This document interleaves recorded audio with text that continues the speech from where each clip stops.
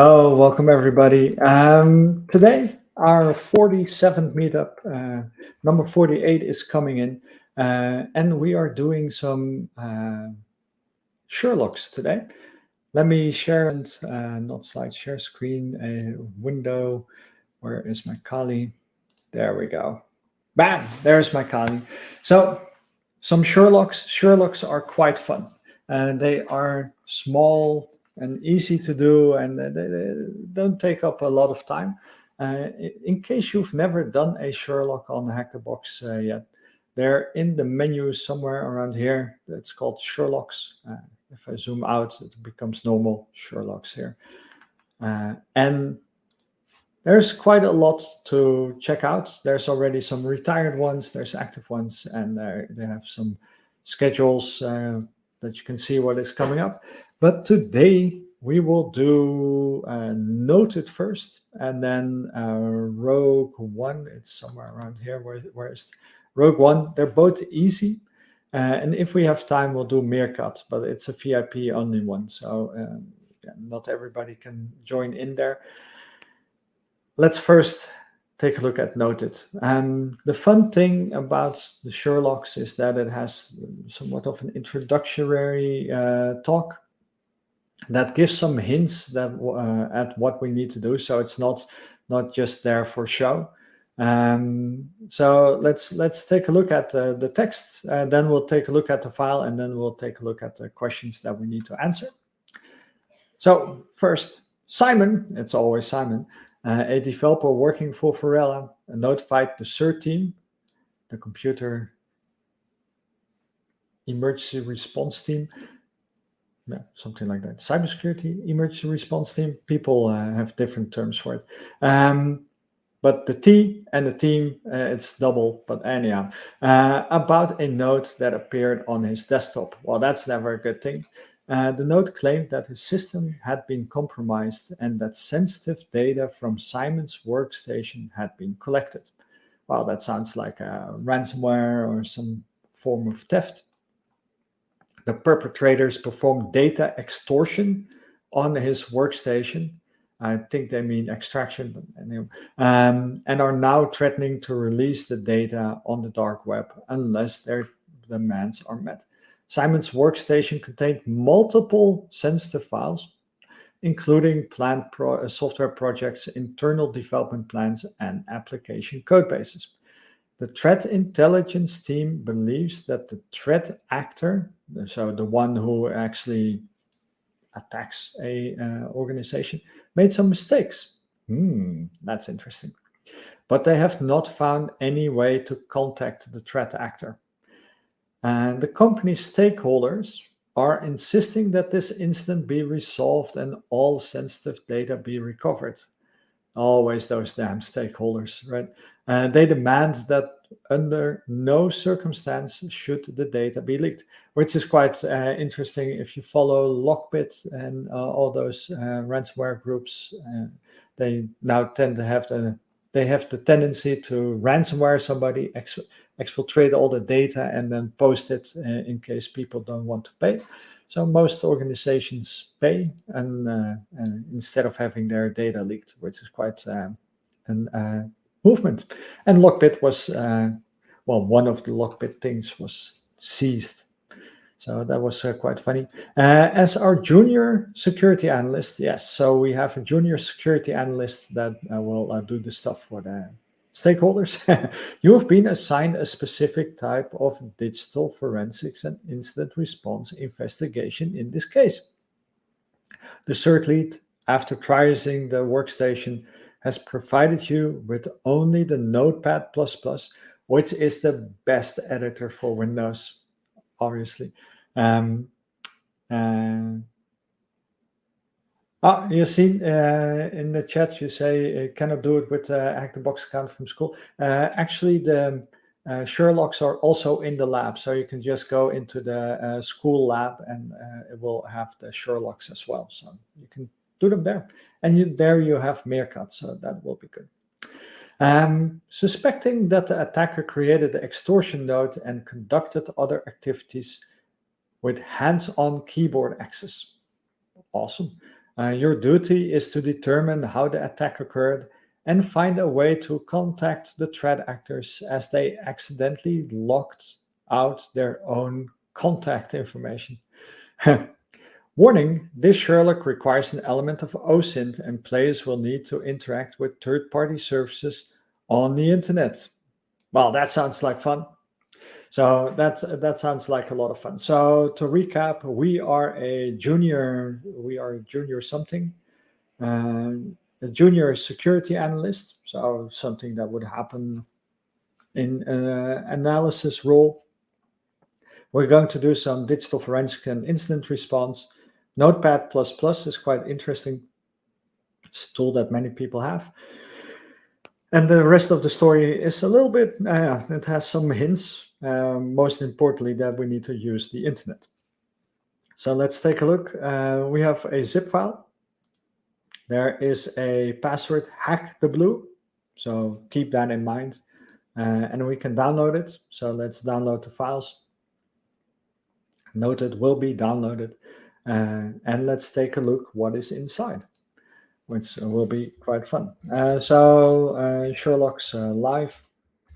I downloaded all the relevant ones here already. So let's first, instead of unzipping everything at once, do a unzip -L so we see what is in the file. So there's noted and then some files. So that will be quite fun. Oh, unzipping. Interestingly enough, this file does not require a password. I think that's a small mistake, but that's okay. We'll live with it. So if we take a look, and if we see what we have a directory structure, Simon Stark, update roaming, Notepad++, with a backup directory with the file loot and purge and you have been hacked.txt with a timestamp on it and two XML files. That's all we get. So let's see what Hack the Box wants from us. So in order to solve a Sherlock, we need to answer questions. So let's take that one. And they call it tasks. So as a junior security analyst, we have some tasks. And in total, we have 6 tasks to complete. It's quite, that doesn't sound like a lot. So what is the full path of the script used by Simon for AWS operations? So clearly, these questions, these tasks are designed to point us to files in which we can find things and where we can find different sets of information. So let's take a look at this first question. I'll do that by myself, and then I'll jump into the Discord and see if we can answer task 2 as well. So what is the full path of the script used by Simon for AWS operations? Michael says, Happy New Year. Oh, wait. A little too late for that. There we go. So where would we find this information? That is quite interesting. So when you have a blue team exercise, the same thing applies as being in the offensive side. We need to look around and figure out where stuff is within a system. In this case, we have some dumps of a system, and well, apparently we need to be in this Notepad++ environment. Is there a program to set a timestamp to UTC time? Well, we'll get to the UTC time later on, but you probably just want to subtract 1 hour, I would say. And I think date has a UTC thingy as well. Minus U for UTC. So there you go, Jeroen. So let's take a look. Let's go into this Notepad++ directory. And I'll do my LSD because it has a very beautiful icons. Started using LSD so that I have things like that, which is quite funny. So let's explore these config files. I like to use bat for that, or batcat, which you can get with sudo apt install batcat, I believe. Just bat. Just bat. It's already installed, but if you use bat, you will not be sad because well, take a look at session and we have beautiful highlighting and stuff like that. So that's quite nice. The session, I don't know, I would say that this is the active session file for Notepad++. It has some information, and the other one is config. So patcat config.xml, which is quite a lot bigger, which also has things like the find history, but the history for the file for Notepad++ itself. Yeah, the config file is quite interesting. There's obviously the number of files maximum that are in the history. So if you have the recent files in Notepad++, so we can see that there are some files. So the changelog, internal desktop app, prototype, internal login. So this is apparently that secret project that he was working on. Dev web server beta prod dev to prod file upload.php. Okay, app init validation.yaml, and here is something for the DevOps folder called AWS object migration.pl. This is an easy Sherlock, so the answer should not be too difficult. What is the full path of the script used by Simon for AWS operations? Well, it actually says it here in the name, so that will probably be it. And what it requires is the C colon full path, file name, and extension. There is a hint right here that we can follow along. So let's take this. I wonder if anybody knows what the .pl file name extension is. See if that's right. That's right. So we have some awesome task completed, which is quite fun. You see this bar going in, and so it points us to the second task that we need to do. So the second task says the attacker duplicated some program code and compiled it on the system, knowing that the victim was a software engineer and had all the necessary utilities. I found this one to be quite interesting because if we look at his recent files, we have C sharp, we have PHP, we have a YAML file, and we have this .pl file. For those, yeah, Chris has it in the chat. Perl. So this person has Perl, PHP, and C sharp on their computer, apparently. So they did this to blend into the environment and didn't bring any of their tools.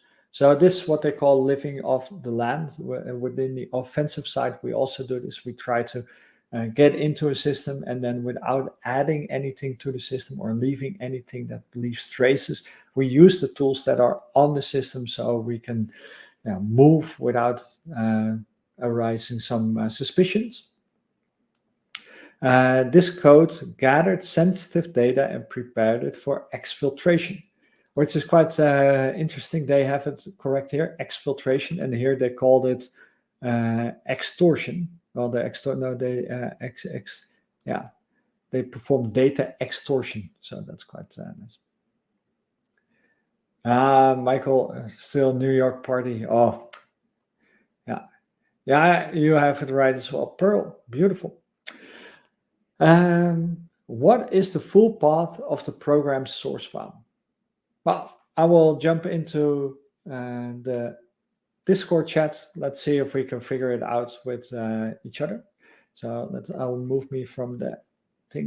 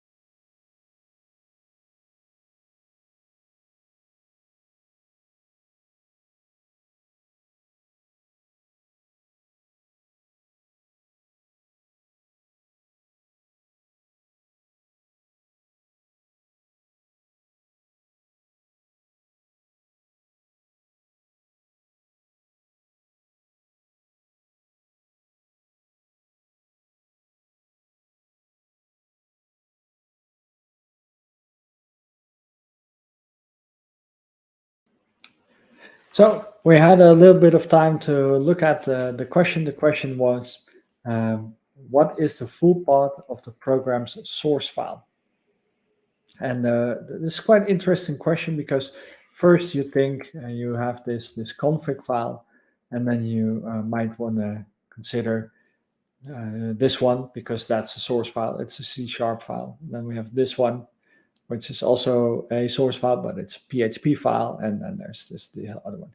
So these are different things that are normal. Scrolling down through this entire XML file, you'll not find much of interest really. It's basically the Notepad++ source file, configuration file. But there was another one as well that we already saw in the beginning, which is called session, which I think will be for the open editor sessions. And here we find something interesting. The file name, Simon Stark desktop loot and purge, which also goes into a backup file, and the you have been hacked file, which is very ominous if you find it on your desktop. So this Java file, which makes completely no sense when you look at all the other files that we found already. But anyhow, well, I will take it. All I know that this developer is hardcore because he does all his code editing with Notepad++. So let's copy this path and add it to the thing here, and it will say, hey, okay. So yes, this is the loot and purge. This is the basic ransomware or data exfiltration software that is being used. The name itself, loot and purge, kind of says it all. So maybe we can take a look at the source code and see what it actually does. It's quite interesting. So we found some interesting files. Now the question becomes, what's the name of the final archive file containing all the data to be exfiltrated? So the previous task already points us to this loot and purge file, which is quite good. So let's take a look at this loot and purge file. In our dump, we have this loot and purge backup file. So this backup directory, let's first take a look at the note that was added. It just has some basic information, but we also have, if we can remember, the loot and purge Java file. Currently, it does not do any syntax highlighting. Apparently, this file is annotated with Java in the front. Mitz, very good. Mitz said, I was already looking at that file. It's going way too slow for me. Very good. One thing I like to have is the syntax highlighting. So we can make a small copy of this loot and purge backup file. So we can actually have some syntax highlighting, which makes everything much more easy. All right, so we have some very interesting things here. It is not necessary to learn the Java language, but it is always handy to actually know a little bit, not of everything, but just a little bit, just enough to look around. So Java has these import statements at the top, which will bring into scope classes that it can use. It will have this public class thing with a name, which quite interestingly, this will not compile as it does not have the same name as the file name, but that's not nitpick. So it will have a main function. Every program will have a main function, the thing that starts the program. And what it does, it has a variable called username that gets something from the system, the user.name, so probably the username. It will create a desktop directory thingy, and then it looks for, or it creates an array with extensions of common files, and then it will collect files. What does collect files do? Collect files will just go over the directory, desktop directory.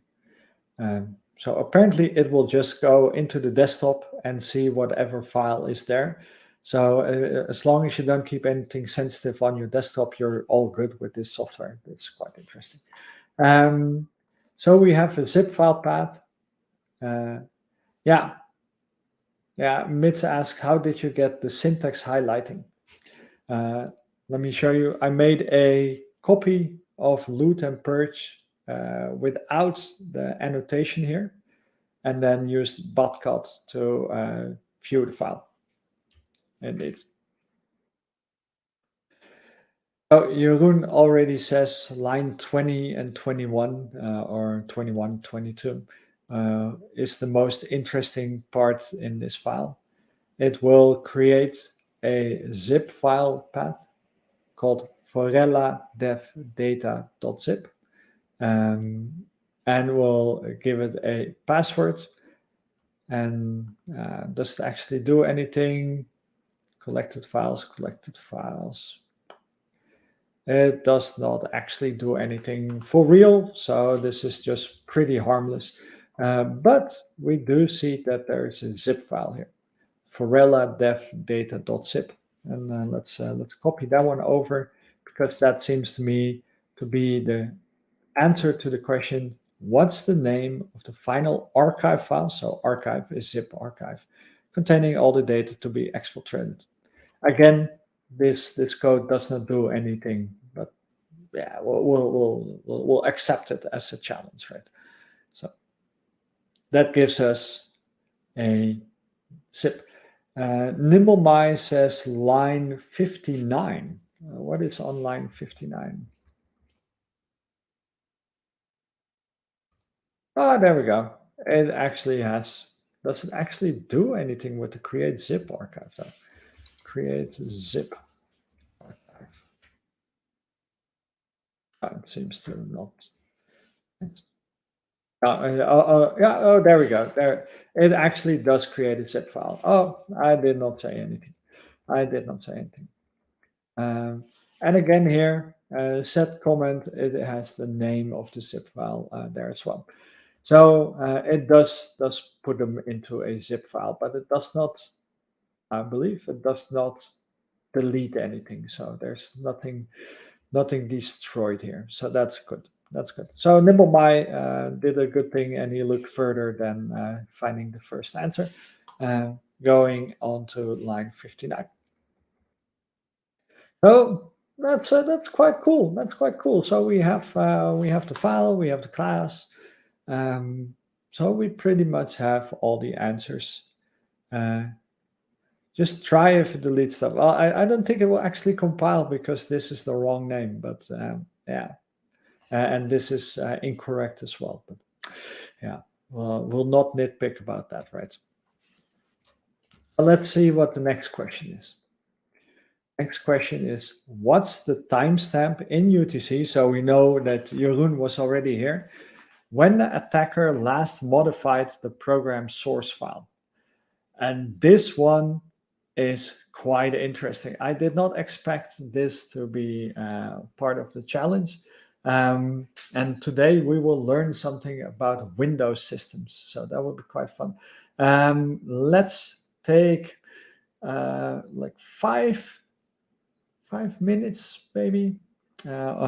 Online countdown timer. Yeah, let's make it. How can I do this? Let's take 7 minutes. 7 minutes. We'll start it. Do it like that. How beautiful is that, right? And I'll move into Discord so we can discuss it.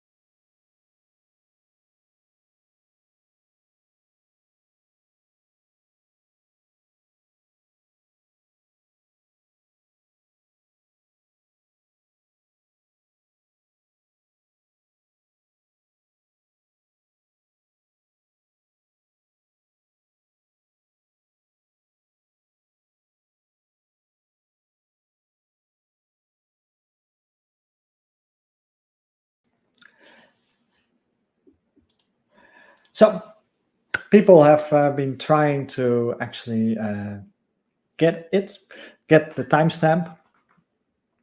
CTFL says that he found the answer using ChatGPT 4. Well, do not share the answer yet, CTFL. It will be quite interesting to see if that actually works. So the question is, here's the question. What's the timestamp in UTC when attacker last modified the program source file? Right. If we do some basic LSMIN AL, we get some dates. And you could find these things as timestamps.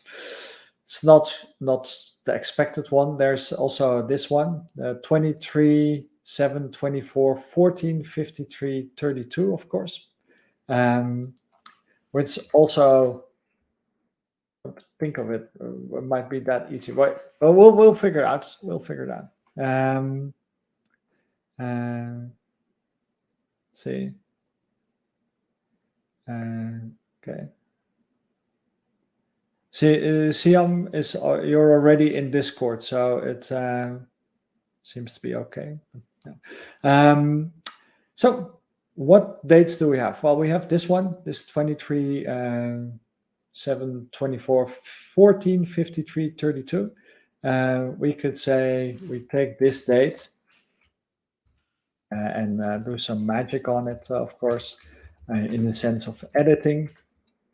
And it wants UTC specifically. So if we do this, we need to have the dashes. Sorry, this one will not be correct. It is wrong. Oh, there we go. Go away. It's this thingy now here. Oh, there we go. Let's do it again. Let's do the UTC thing and subtract an hour, assuming that it's in our time zone, I guess. It's the wrong answer. This does not work. So the thing that I actually ended up doing was to look at the session in which we found, it's down here, in which we found this file, of course. And I was using stat. All right, yeah. Beautiful. We found this file. It says here, this is the file. We found that it is that one. And then if you continue reading, there's this original file last modified timestamp and original file last modified timestamp high, which is quite interesting. If you want to have the LSD command as well, it is apt install LSD with sudo in front of it, of course, and it gives you very nicely colored and iconized screen listings. So we have these two things, and the thing to understand here is that time is generally a 64-bit, if you want to have a very nice precision, a 64-bit integer.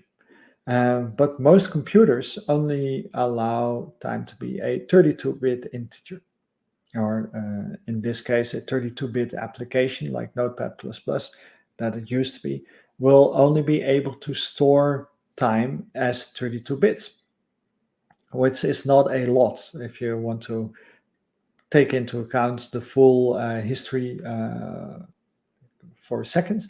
So in order to have greater precision, we need to have a 64-bit number. So these two timestamps, the timestamp and the timestamp high, are actually part of a single number, a single 64-bit number.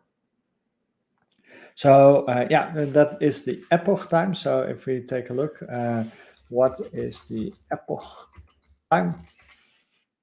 We could actually ask this to beautiful ChatGPT, of course. And epoch time, as most people know it, is the number of seconds since January 1st, 1970. So the number of seconds, this will fit in a 32-bit number. If you want to have nanoseconds or microseconds as well, then you have a 64-bit number. So epoch time is beautiful. So we could say that maybe what if we convert this one number here, epoch converter, probably an online converter, beautiful. Oh yeah, there we go. CTFL already has a beautiful thingy. Let's do command line because we're lead, of course. Date is at this, and it will tell us 1970 somewhere around there. And if we take this other number,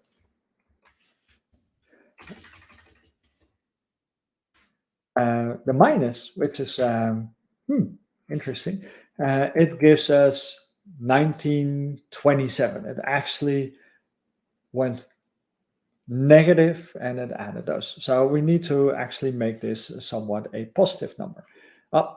As it is a signed integer, the fact that it has a minus will mean that it has a bit associated with being signed. So having it, I always mix this up. Having it set to 1 makes negative, having it set to 0 makes positive, or the other way around, but you get the idea.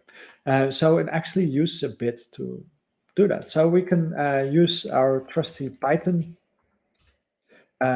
thing to say, let's give this number, and then do a bit mask of f, f, f, f, f, f, f, and it will actually turn this negative number into a positive number by saying, all right, that one bit that you use to determine if it's a positive or negative, ignore that, see it as part of the entire number. So let's take this beautiful number.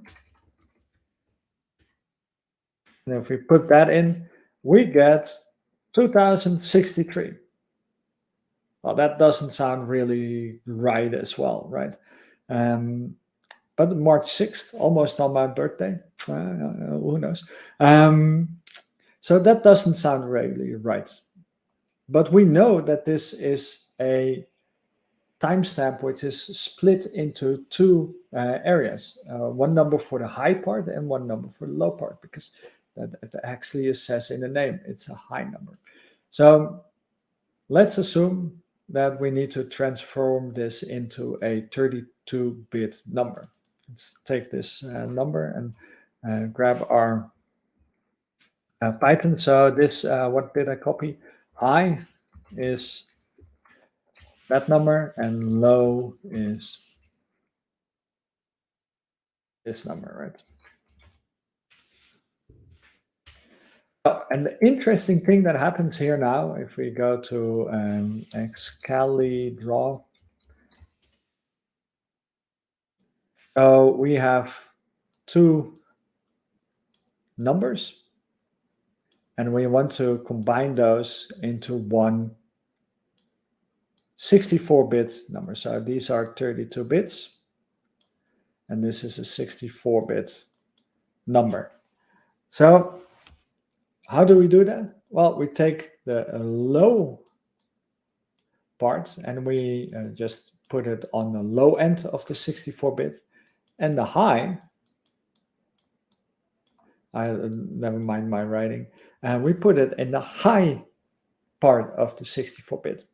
So in order to make this high integer an actually 64-bit number, we take the original 32 bits and we shift left until it is actually 64 bits. So we need to shift left 32 times. So it basically moves all these bits all the way to the left.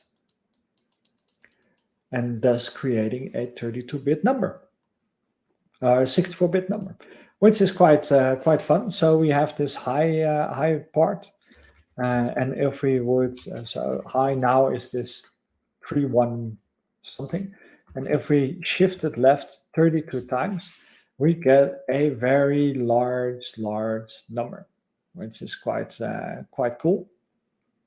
Maybe this will actually be something, but let's add this beautiful lower number to it. Let's add it, and then say that we want to have this lower number as an unsigned integer, ff,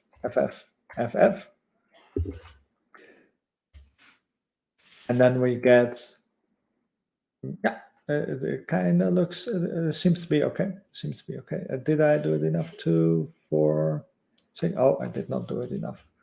ff. That sounds better. That sounds better. So we take the high part, we move it to the left, or we actually shift left, and then we get a number which is actually represented as the bits all the way on the left. And then we have the low number, and we bit mask it.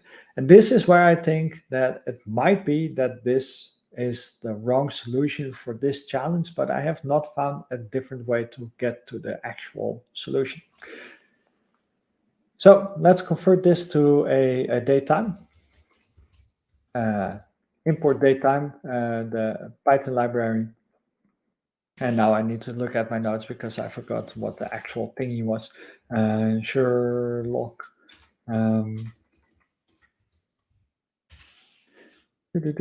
Yeah, that's pretty complicated. I do know. Yeah, there we go. So let's print out the date time of the time. Well, what we found up to now is that epoch, the number of seconds of this timestamp, starts at 1970 January 1st. And then we can add the number of seconds coming from this. But the 64-bit is way too much. It's, I guess, nanoseconds, 100 nanoseconds, that type of level. So we need to take that into account. So date time delta,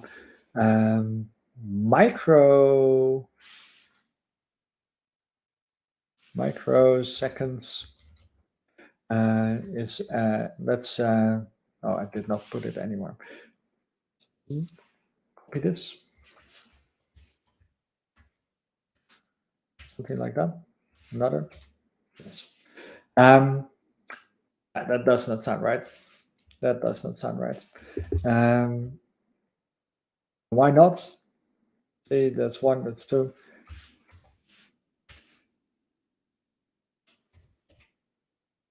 Oh, I made a boo-boo. I made a boo-boo. The low F, right? All right, yeah. This is not correct. But why not? Why not? Yeah, yeah. When you're ready here, that will be quite good, CTFO. This is not correct.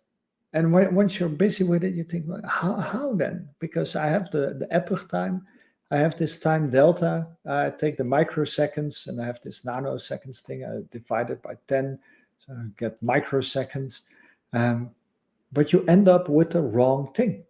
It's horrible. But why is that? Well, that's because Windows. What is epoch time? What is epoch? Let's take a look. And we'll find out that most versions of Unix use January 1st, 1970. Windows uses January 1st, 1601. And Macintosh uses January 1st, 1904. So I did not make it up, but we need to use 1601 as a starting date. So let's move all the way here, 1601. And that gets us to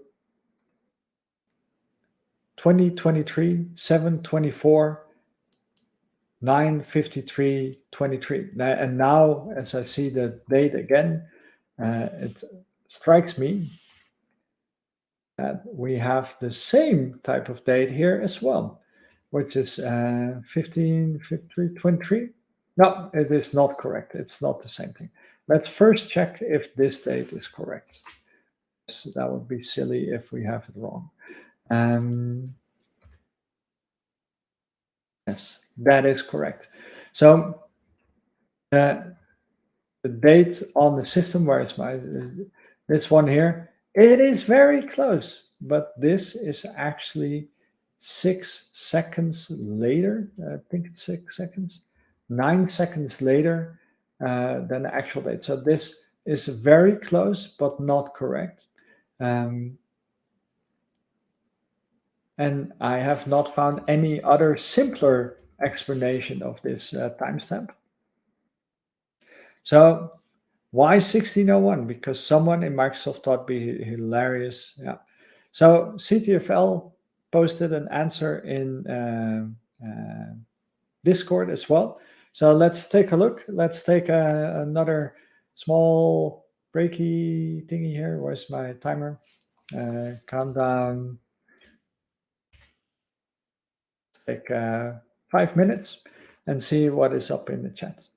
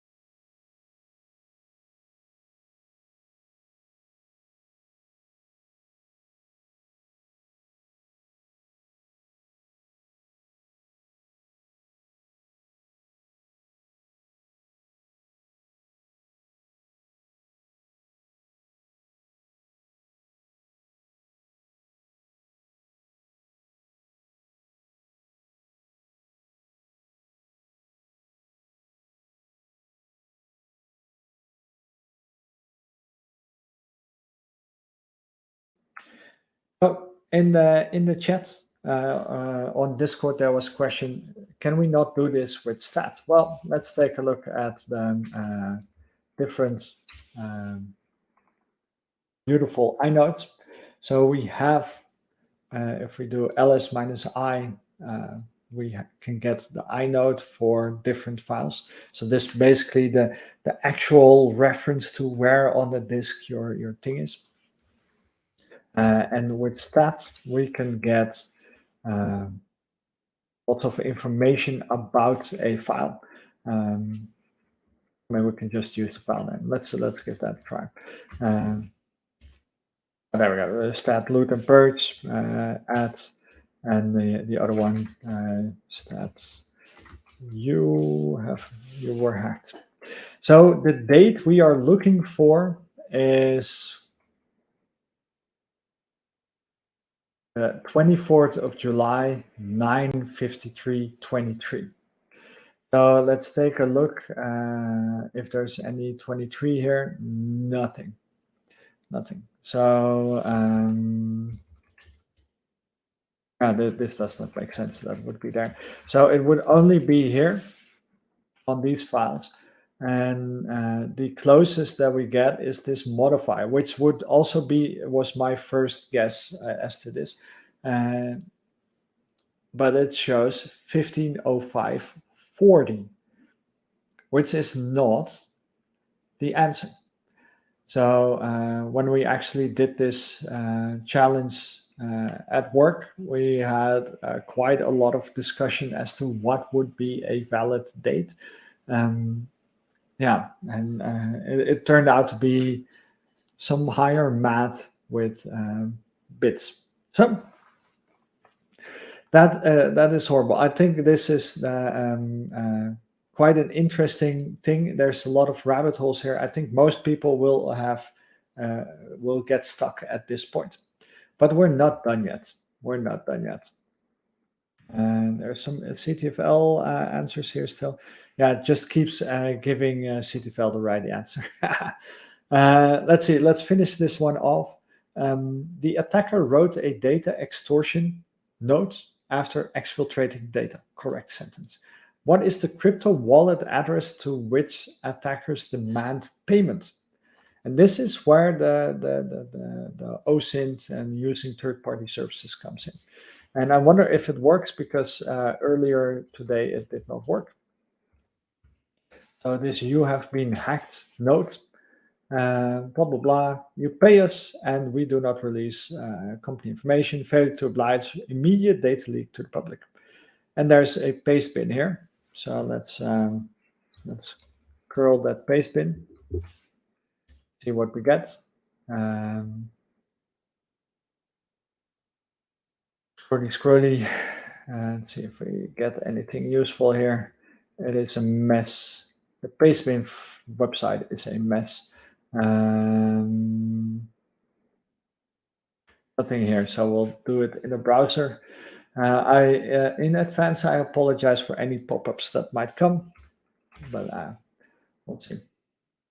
It says enter a password. The only one we have is hack the blue. Unlock the paste.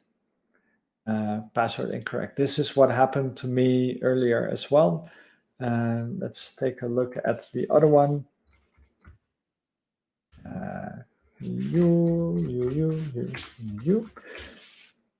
Is the paste.io. Look here. I'm here on both hack the blue. Yeah, it's try an exclamation mark, makes it easier. Hack the box, maybe. Hack the box. Also invalid password. So here it becomes quite interesting. Let's see if there's a small password. Extortion scams, knock knock, extortion. As a hacker, your passwords.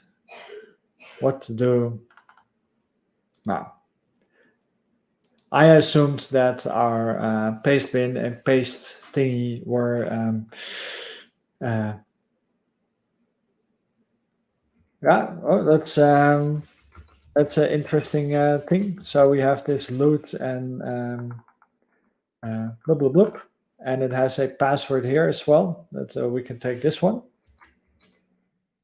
That would be quite funny if that's the case, because then we'll do something that I have not done yet with this challenge. Uh, People sometimes ask me, "Do you have write-ups because it's an official Hack the Box meetup?" Nope, no write-ups whatsoever. So all the things that we figure out ourselves. Let's see this password here.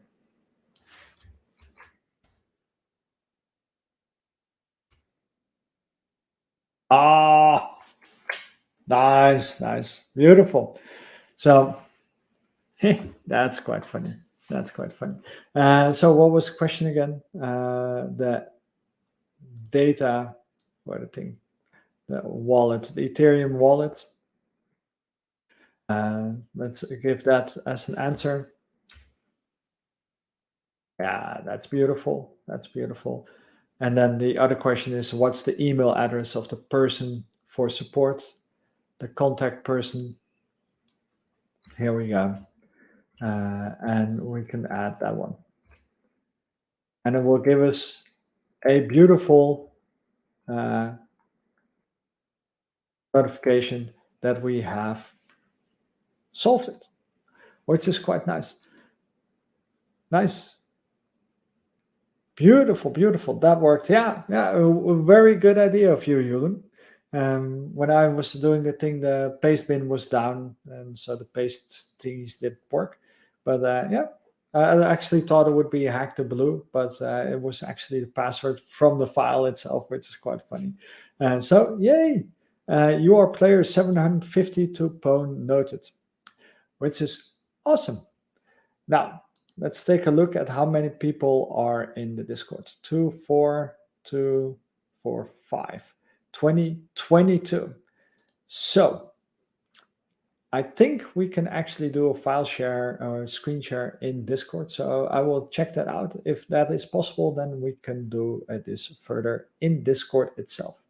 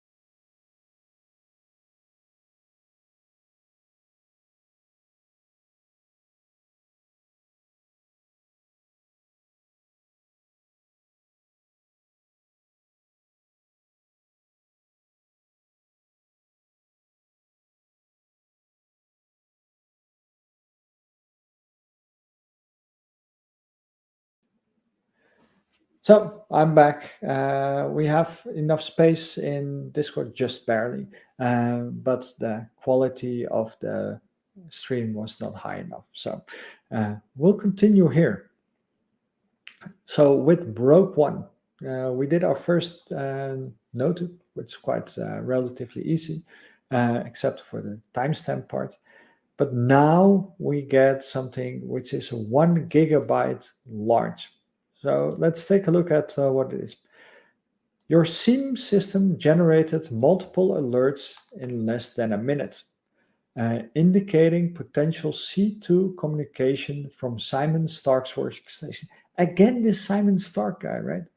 Um, Despite Simon not noticing anything unusual, probably because he's writing PHP and C Sharp together, the IT team had him share screenshots of his task manager to check for any unusual processes.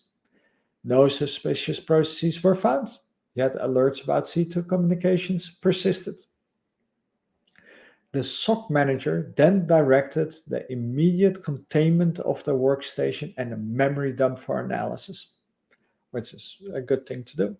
As a memory forensics expert, we went from junior security analyst to a memory forensics expert.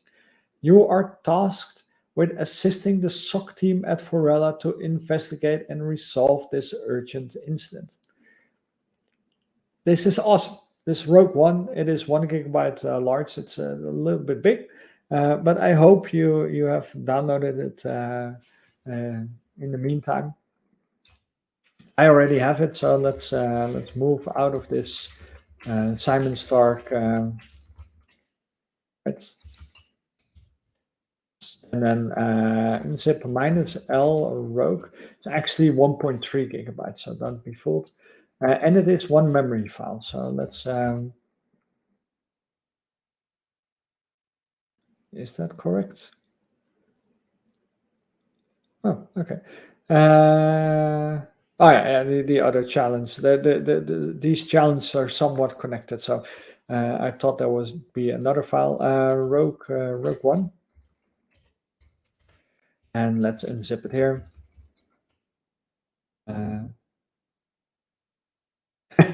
Oh yeah, I'm sorry, Mitch. That's in your area. That might be a little bit harsh. So take a look. Hack the balloon. It takes a little while to extract. So let's see what it does. Boop, boop, boop, boop. And here I need to have my notes because we'll be doing something very interesting. Memory forensics is quite awesome. If you've ever had a system with something suspicious on it, or a disk that crashed, and you do some disk file forensics, you can do the same thing in memory. So how file forensics works, that looks byte by byte and see if it can identify a file, and then takes the bytes that are associated with, and then restores your file from disk. Same happens with memory forensics. It's just bytes. So we can, if you know data structures within those bytes, you can get all kinds of information. So let's take a look. What kind of file? The Windows event trace log.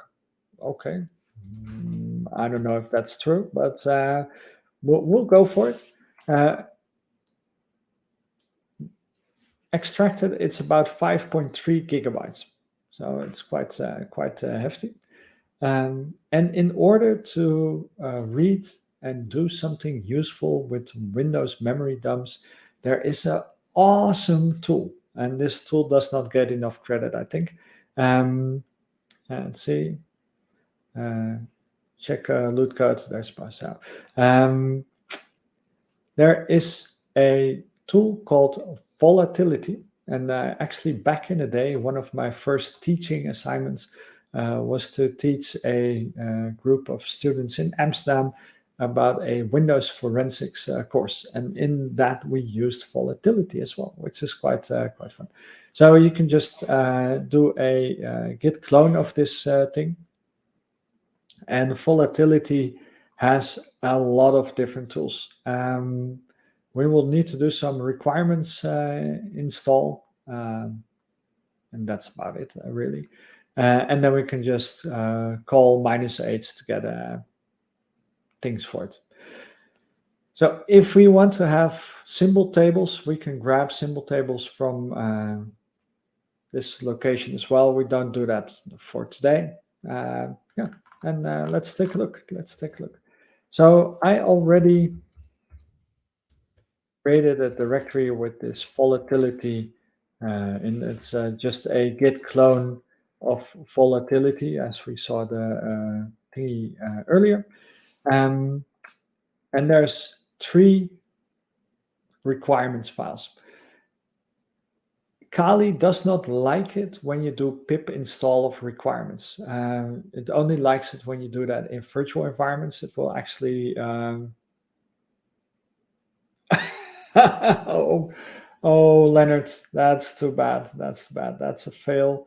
Leonard posts in the chat. Make their Rogue One no space left on device. Sorry. So then you have to look at the beautiful bits of my stream and follow along there. So what we can do a Python 3 and create a virtual environment. A virtual environment makes an isolated Python environment in which we can install stuff, and it will all be good. I like to do it in its own directory, venv, and then we can do it a venv bin activate, and it will actually activate this virtual environment. I don't have time to go into the specifics of this, but you can see based on what is in the virtual environment that it has a full Python environment in which we can install stuff. Now, if we run pip, it will actually install in this isolated environment all these requirements. So let's do that. It takes a little bit of time.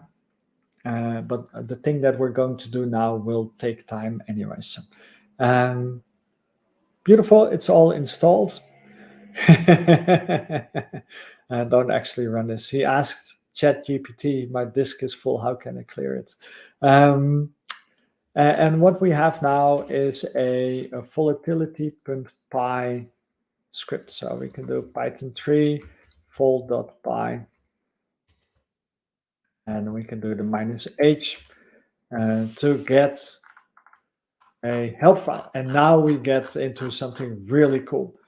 So we have this memory dump, which is basically the thing, your RAM byte for byte into a file, and that file we are reading. But it's just like reading anything else. If you know stuff about the things that are in that file, in those bytes, if you can identify it, you can read out of it. And that is what volatility does. So we will give it a file with -f, and then we will, if we take a look here, blah, blah, blah, we will call the plugin that we want to run. So we will give the file, and then we will call a plugin. And what are these plugins then? Let's take a look. Plugins have their own options as well. I don't think we'll need it. But what can we do? Well, things like grabbing banners from memory. And we know this was a Windows environment because we know that he writes all these horrible things. So we have all these Windows commands. Let's take a look at, there's an info command here. Windows info.info show OS and kernel details of the memory sample being analyzed.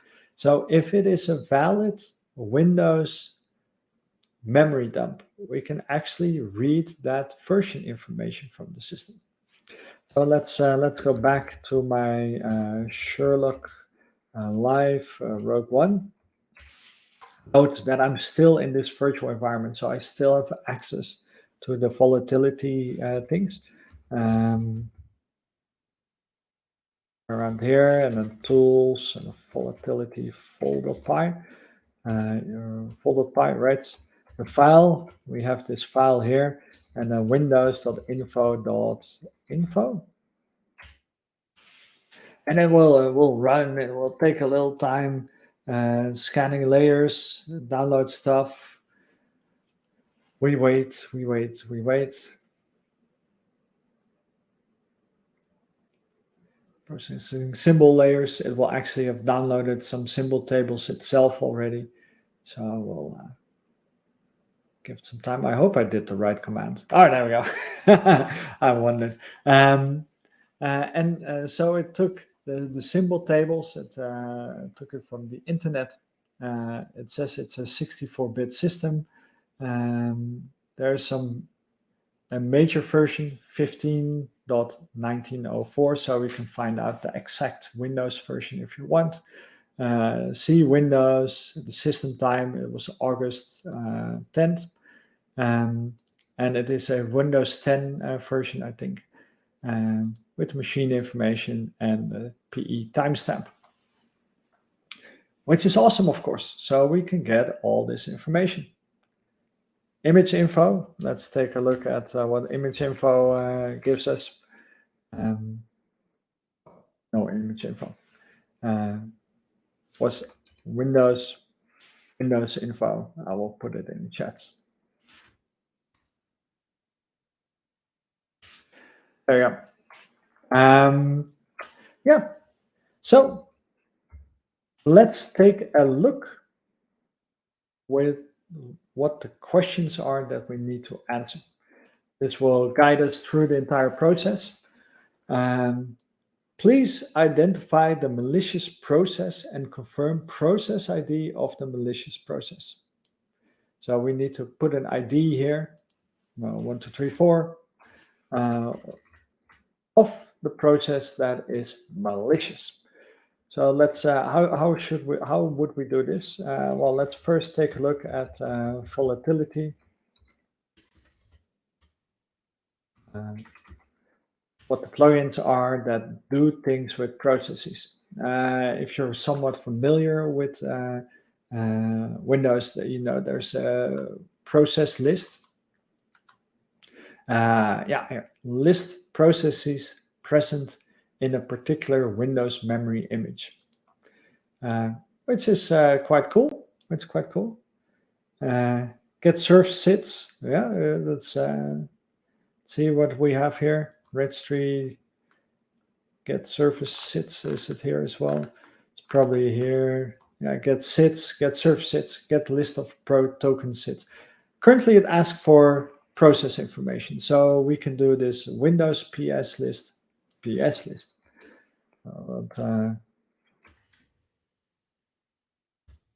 the screen, run it, and see what it will bring us. It is always very useful to save the output of volatility, as it takes a little time to run. So I did not do that, but we should do that actually.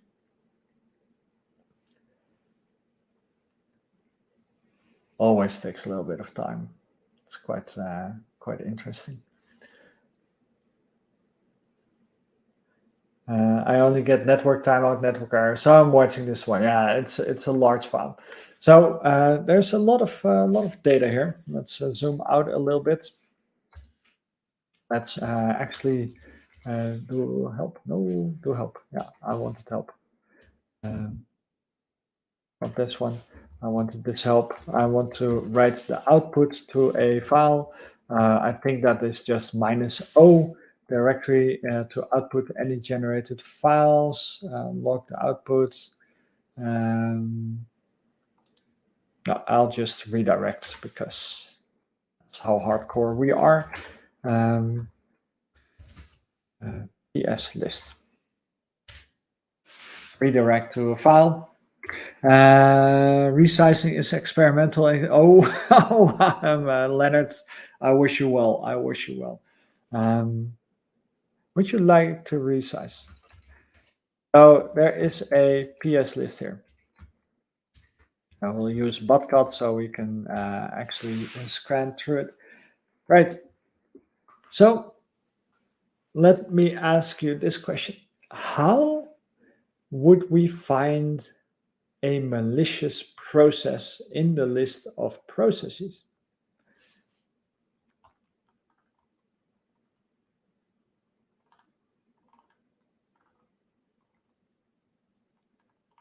No guts, no glory. True story. True story.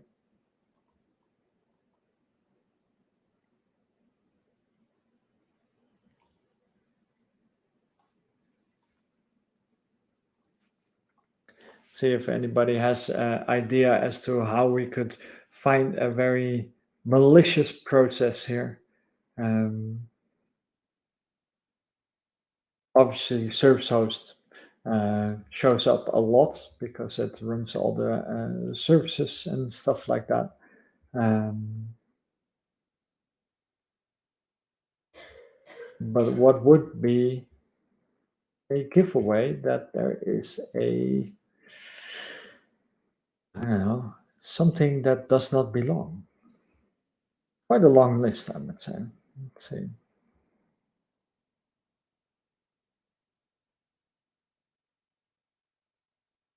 Yeah, grab nothing to see here. I don't know the normal processes. Yeah, this is quite harsh. Um, there's mouse courting. Yeah. Well, initially I could not find it based on the PS list. I had some hunches, but it was um, quite interesting. Well, let's see my hunch. And I first started at the bottom because that's where the newest processes run. So there's some this RAM capture, which is actually the thing that grabs the memory dump, of course. And then I looked at the parent and child. So this is the process ID and this is the parent ID. So if you see this 9816, it was actually started by the process 2776, which is 2766 here. And then this was started by 7436. So if we search for 7346, 7436 shows up there. And that one is actually also started there. And do we have more? Next. 7436. Where are you? Ah, which is interestingly an explorer process, which is all right. So probably he navigated with Explorer and double clicked it or something. For memory Mimikatz to grab the passwords from LSAS process. Indeed, indeed. As it is a dump, as long as the credentials are not in the virtualized credential store, then you can grab them indeed. Um, very true. So let's take a look. What else do we have here? Search filter host, a connection host, and then a CMD. This CMD is started by process 6812, which in itself is a service host file. And this is somewhat suspicious because the service host should not start stuff, right? Yeah, we can use proc dump, stuff like that. Actually, what I also did to find these somewhat evil processes is to actually do a Windows, what's the thing called? Netstat. Netstat? Is that it? Not info. Yeah, that's it's obvious. Netstat. Netstat. The netstat is a dump of all the network connections, which makes it quite interesting to see what has connections to the outside world. So again, I'm doing a redirect to a file so that we only have to do it once. Netstat. It is a But the larger file, let's zoom in here, something like that. Um, there's a lot of connections here, as you can see. But what would be interesting? That is the thing. What is interesting is, of course, established connections. So let's first start with that. Grab established from netstat, podcasts. So we see some things. So we see something on port 8888, which is again this 6812 process connecting to service host.exe. So that is quite interesting. What else would be interesting to see? Do you have PSCAN where we can do a proc dump? Oh, very nice. Good suggestions. Nice.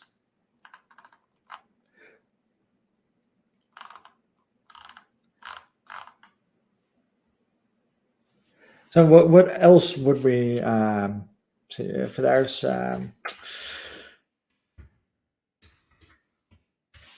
looking at the chat, or Jeroen had some very good suggestions. We also see, what do we see? We see this, this established connection. I guess the rest is not very interesting, to be honest, because either they're listening or they are just closed already. So let's roll with these 6812, 6136, and 3404. Rep minus E. Now I need to do this correctly. 6136, 6812, and 3404. And yeah, this is where you can actually get a sense that there might be something off, in the sense that process 6812 is a little bit suspicious. It is sus because it actually runs CMD. Nice. I was using this one with volatility too, but that's a right. Yeah, indeed. Yeah. So let's go with this 6812 or this 4364. Identify malicious process. This is 6812. Indeed. So this process, it is a service host, but yeah, malicious stuff likes to disguise itself. It actually starts a command shell which is highly suspicious. So we answered our first question in the sense that this process is suspicious because it does a command exit. Right. So the SOC team believes that the malicious process may spawn another process which enable threat actor to execute commands. Do not notice the grammar in these stories, right? What is the process ID of this child process? Well, we already know this because we already saw that. We sleuted that. That was 4364. So these questions are designed to get into those specific answers. So yay for that. Right. So the reverse engineering team needs the malicious file sample to analyze. Your SOC manager instructed you to find the hash of the file and then forward the sample to reverse engineering team. What's the MD5 of the malicious file? Well, that's interesting. So what does this mean? Well, it asks us to actually take a look at all the bytes in this memory dump and to grab a specific area and then extract the file. So we will actually do a search for it, but then the question becomes, what is the ID? How do we do this? We actually need a Oh, what do we need? What do we need? Do we not have enough information already?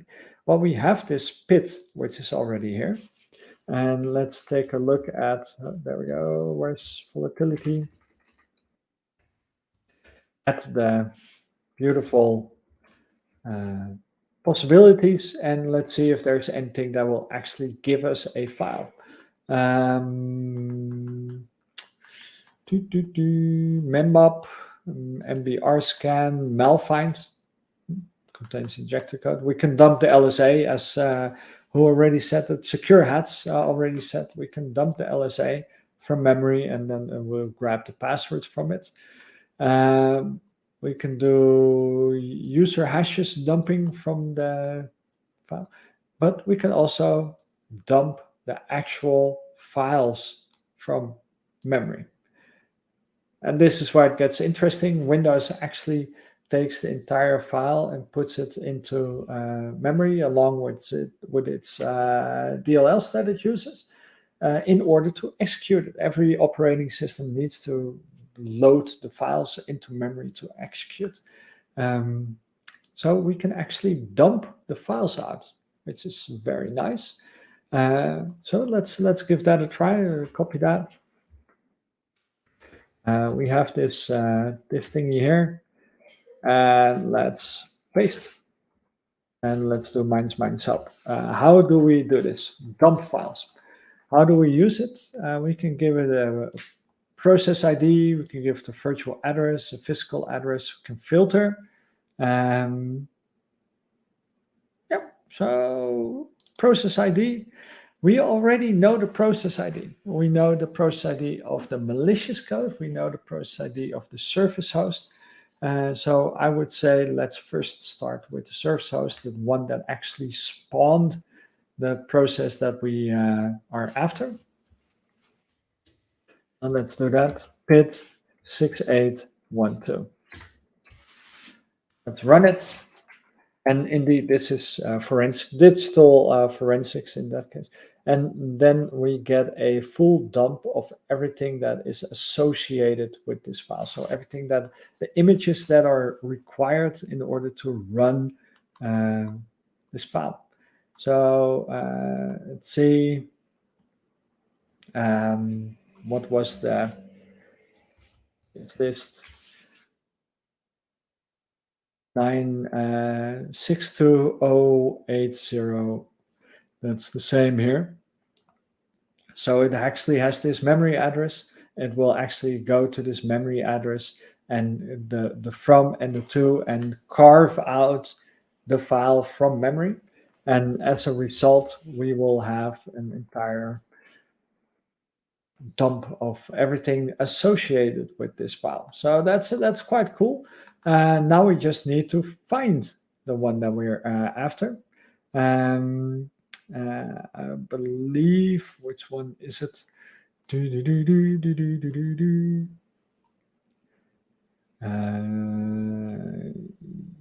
Yeah, I would say the image section, the image, this is the data associated with it. I'm looking at if there's any service hosts more here.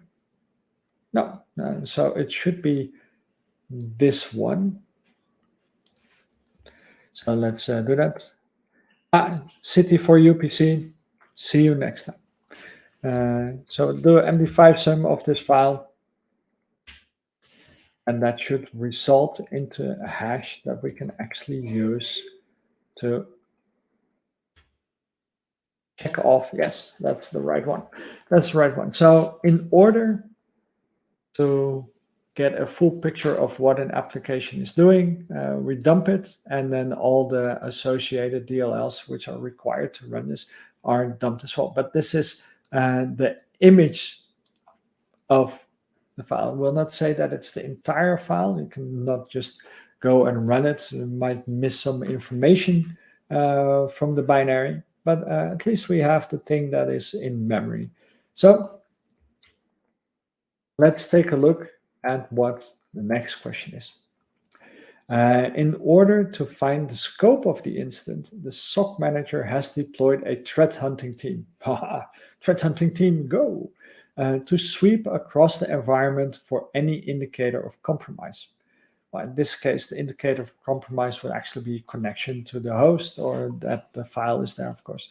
It would be a great help to the team if you're able to confirm the C2 IP, so the command and control server associated with this pillar, the address and the ports, so our team can utilize these in their sweep. Well, we already found that kinda. So if you take a look at the netstat data, if we grab for 6812, we actually found this connection to port 8888 as part of the network connection. So I would say that it's actually connecting from this machine internally on this ephemeral port to this machine on port 8888. So let's take a look if that is the correct answer.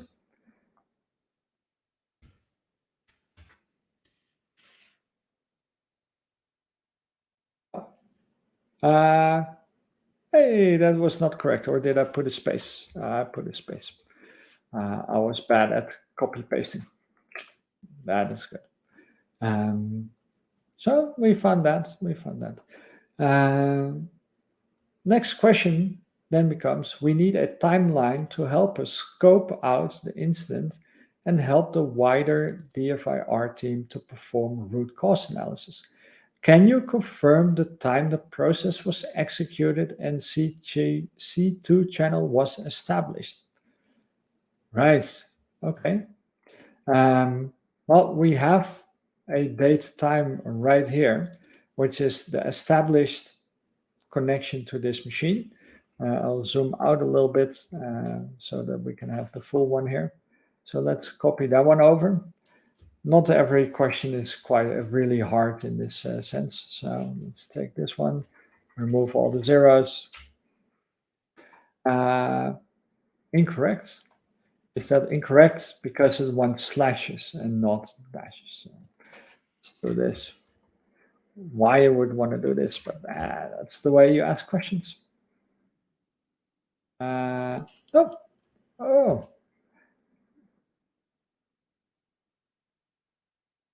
Did you see that?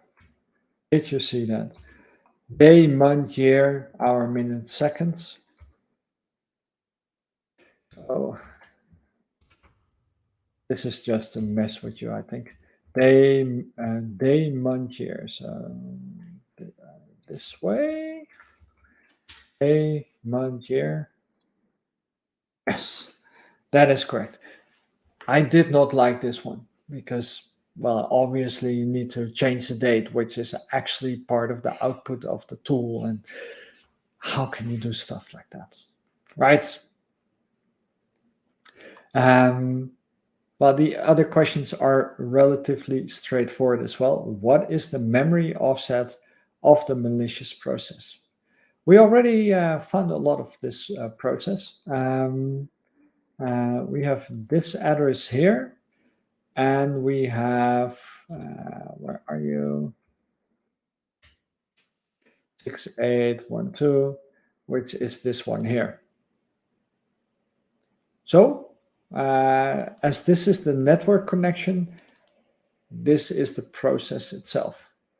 And we want to know the process. So let's assume that this is the one that we want.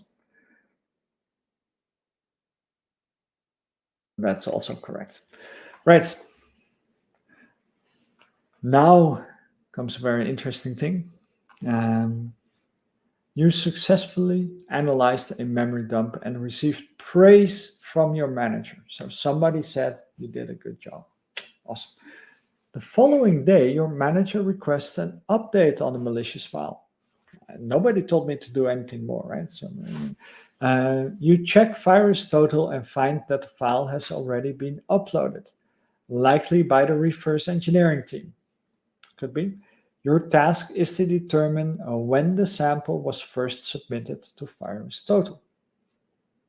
Well, that's not too hard. We have the hash here.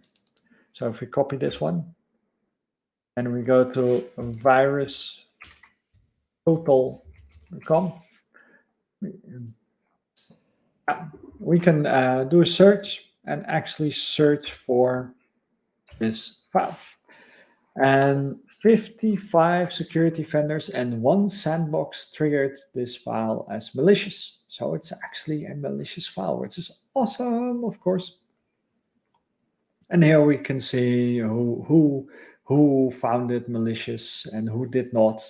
And Bitdefender, awesome, super anti-spyware. It's quite interesting to see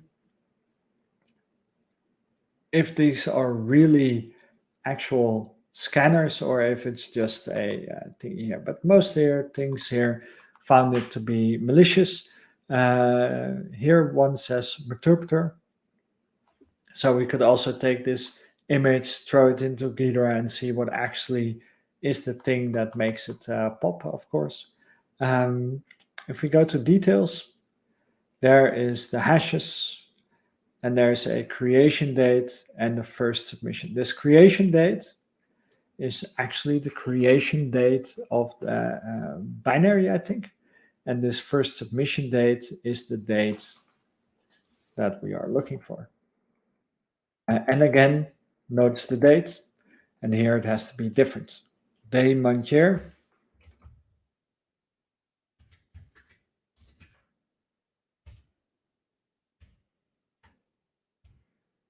Yeah.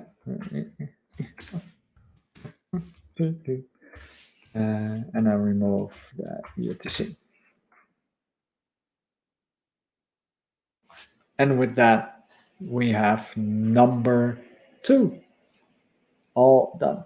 It is beautiful. Sherlock State 0, I don't know what that means, but we did it.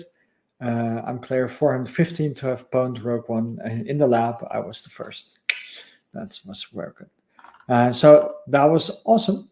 That was awesome. Very nice challenge. And with that, we'll conclude the YouTube part. I'll go into Discord. I think we have time to do another one, but we can do one as a group, as a whole, to figure out how things are going. So, yeah. See you back in Discord. Bye-bye.